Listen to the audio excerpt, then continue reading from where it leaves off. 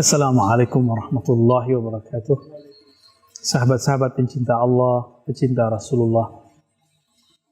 Ada beberapa sahabat saya berkeyakinan kita bisa bermakrifat mengenal Allah tanpa melalui jalan apapun yang disebut thariqah. Apakah ini mungkin? Jawabannya bisa iya, bisa tidak. Namun iyanya ini adalah pengecualian. Pada hukum dasarnya itu tidak bisa. Kenapa? Kalau orang mau kerja itu adalah untuk mencapai satu hasil, yaitu hasil yang disebut kaya. Kaya itu ma'rifat, kerja itu thariqah. Kalau ada orang mengatakan, saya kaya tapi orangnya nggak bekerja. Bekerja jangan dibayangkan harus nyangkul, harus banyak bergerak, tidak mesti. Pekerjaan itu macam-macam. Yang penting bekerja. Ada yang bekerja dengan fisiknya, ada yang bekerja dengan akalnya, ada yang bekerja dengan spiritualnya. Pekerjaan ini disebut dengan thariqah, jalan, aktivitas, menghasilkan sesuatu yang kita sebut ma'rifat. Maka secara hukum sunnatullah, kaidah beragama, bahkan kaidah hidup, mustahil seorang kaya tanpa bekerja. Sama, mustahil seseorang bermakrifat tanpa dia berthariqah. Ini hukum dasar.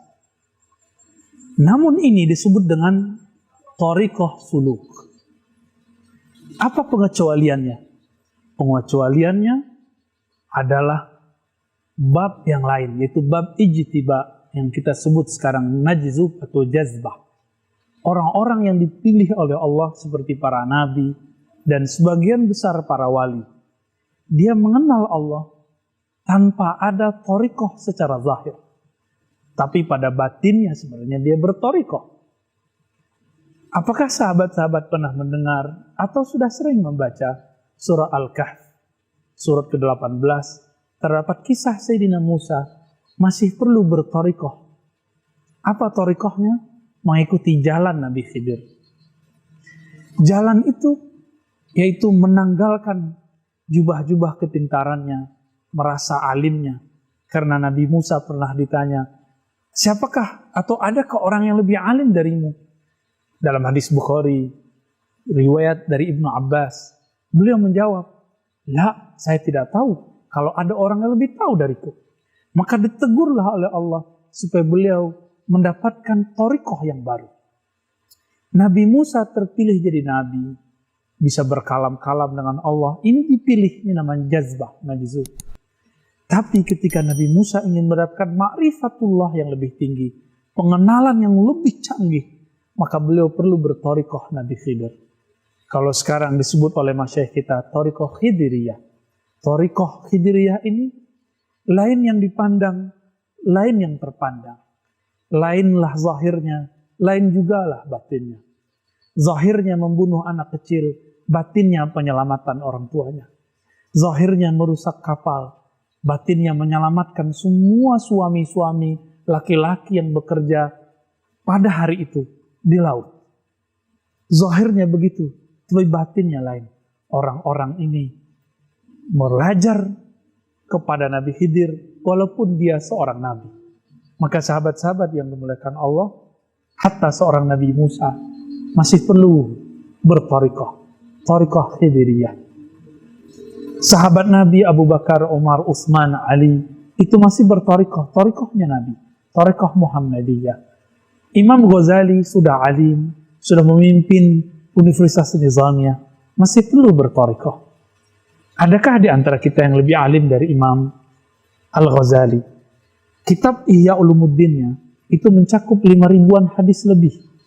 Jika dibuang yang berulang-ulangnya sekitar 4.800-an hadis. Ada sekitar 300-an hadis yang sumbernya masih sulit diketahui di zaman Imam Iraqi. Tapi belakangan ketemu tidak sampai 100 hadis yang tidak ada sumbernya. Orang seperti beliau hafal 5.000-an hadis. Hafal kitab-kitab fikih, mengerti kitab-kitab besar yang tebal, itu masih berguru kepada Abu Ali Al-Farmadi yang namanya tertulis dalam silsilah Thariqat Naqsyabandiyah, Taifuriyah, Kharqaniyah. Apalagi kita teman-teman yang makan Allah. Maka jika kita ini mempunyai satu sifat namanya insaf, merasa diri hamba Allah yang kurang, nol besar, tapi merasa diri besar, maka sadarilah bahwa ada jalan yang disebut thariqah untuk mencapai ma'rifat yang sebenarnya. Jika tidak dikhawatirkan sampai kepada khayalan syaitaniyah, khayalan jinniyah, khayalan ma'rifat yang dipalsukan oleh syaitan. Karena dulu mbahnya syaitan yaitu Azazil yang kemudian bernama Iblis juga mempunyai pengenalan kepada Allah, tapi dia masih bisa tergelincir. Apalagi kita, Iblis yang sudah tua, yang sudah lama di surga bisa tergelincir. Apalagi kita yang sangat muda belia. Mari berguru kepada orang yang memiliki sanad kepada Rasulullah. Mari berguru kepada wali-wali Allah. Mari berguru kepada ulama yang mengenal Allah. Kita akan mendapatkan ma'rifatullah. Wa ma khalaqtul jinna wal insa illa liya'budun. Tidaklah aku ciptakan jin dan manusia kecuali untuk mengenalku. Assalamualaikum warahmatullahi wabarakatuh.